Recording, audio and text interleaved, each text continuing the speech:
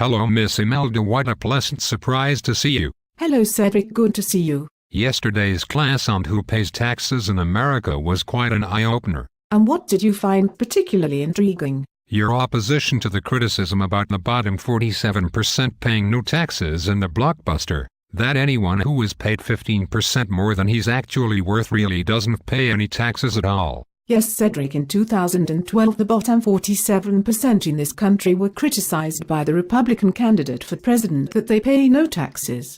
Well, in the first place, by simply reading the tax forms, it's perfectly obvious that due to the standard deductions and the personal exemptions, no couple in the United States pays any income taxes on their first $19,400 in income.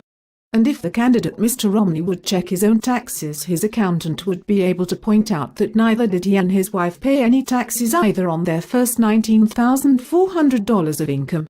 Admittedly, Mr. Romney paid a considerable amount on his $22 million in income in both 2010 and 2011, but to belittle the low income because they are low income is so very arrogant and quite frankly unpresidential. Perhaps he would prefer to earn only $19,000 per year and pay no taxes as do our low-income workers. In class, you also discussed that those in this country who are paid 15% more than they are actually worth really pay no income taxes at all. Yes, Cedric. Again, Mr. Romney thinks that he is such a keen observer to be able to look upon some low-wage earner's 1040 tax form and observe that no taxes are being paid. Why does he not look at the 30 to 35 million employees and retirees in this country who are paid a minimum of 15% more than they are actually worth? You don't have to be a genius to see that, for example, if an employee is worth $60,000 and is paid $69,000, that he pays no taxes. He certainly does not.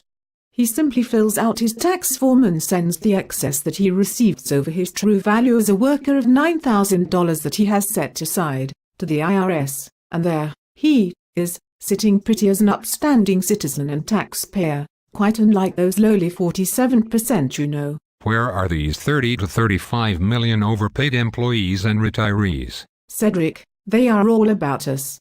They are in government as employees and retirees, they are in the healthcare system, they are in banking and in the military. I call these groups the four horsemen of the American apocalypse. They are extracting all the wealth of the country for themselves. They do this not in one giant swoop but rather in small flea bites that are not necessarily easy to observe. It's been going on most especially since around 1970, and now here we are in the 21st century reaping the whirlwind, aren't we?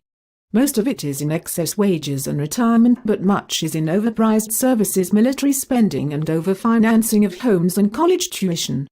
And as these 30 to 35 million are overpaid for their productivity, there are 100 million workers who are underpaid for their own productivity. It's as simple as that. Apocalypse. I don't like the sound of that. Well, I must say, Miss Imelda, you leave me with a lot to think about.